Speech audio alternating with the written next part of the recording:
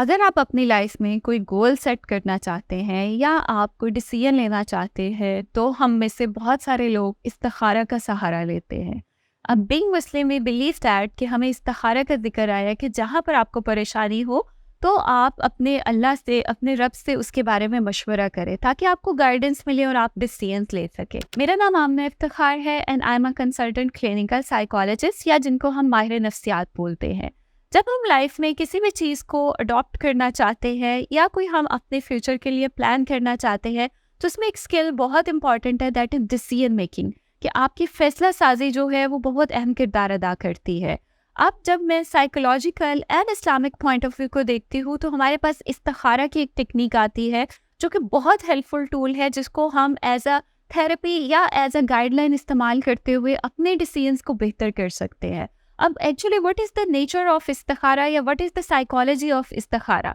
इसमें पहली चीज़ आती है कि इस्तिखारा के थ्रू आपके अंदर एक साइकोलॉजिकल एबिलिटी आती है जिसको हम इंट्यूशन बोलते हैं, जो कि आपकी गट फीलिंग होती है, जो कि आपको एक गाइडलाइन दे रही होती है कि अगर आपने कोई डिसीजन लेना है, अगर आपने कुछ चीज़ प्लान आउट करनी है तो कुछ चीज़ों को आप अपने जहन में रखते हो और उसमें से एक बेस्ट चीज़ को जो है वो चूज़ करते हो। अब एक्चुअली काउंसलिंग में यही चीज़ हम पेशेंट्स को सिखा रहे होते हैं कि जब आपने कोई डिसीजन लेना होता है तो आप पहले अपने साथ में मशवरा करें और फिर हम जिस चीज़ पर ट्रस्ट करते हैं, like being the Muslim we trust on Allah, being the Muslim we trust on के हम जब अल्लाह से किसी चीज़ की मदद कर हासिल मांगते हैं तो हमें उसकी मदद मिलती है। इसी तरह से इस्तिखारा में हम एक मशवरा करते हैं जो कि हमारे इंट्यूशंस को बढ़ाता है, और जब जितने इंट्यूटिव आप होते हैं उतनी आपके अंदर कॉन्फिडेंस आता है। तो इस्तिखारा को अगर मैं साइकोलॉजिकल एस्पेक्ट से देखूँ तो इसमें पहली चीज़ आपकी इंट्यूशन इंक्रीज होती है। दूसरी चीज़ इसमें आपके पॉजिटिव बिलीव्स आते हैं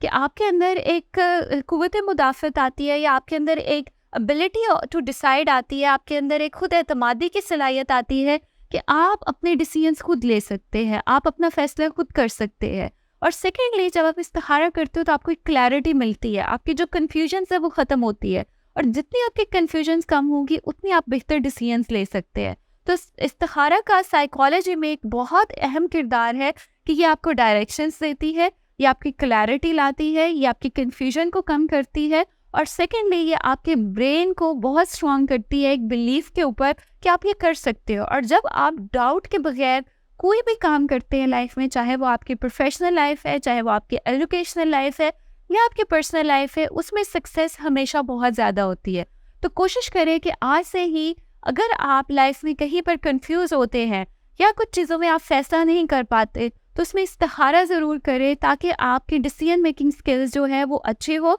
आप एक बेहतर डिसीजन ले सके, और जब आप एक डिसीजन के ऊपर एक पॉजिटिव बिलीफ के साथ जाते हैं तो उसमें सक्सेस के चांसेस बहुत ज़्यादा बढ़ जाते हैं। तो इन छोटी छोटी चीज़ों को अगर हम अपनी ज़िंदगी का हिस्सा बना लें तो हम एक बेहतर और भरपूर ज़िंदगी जो है वो गुजार सकते हैं। Thank you so much for watching this video.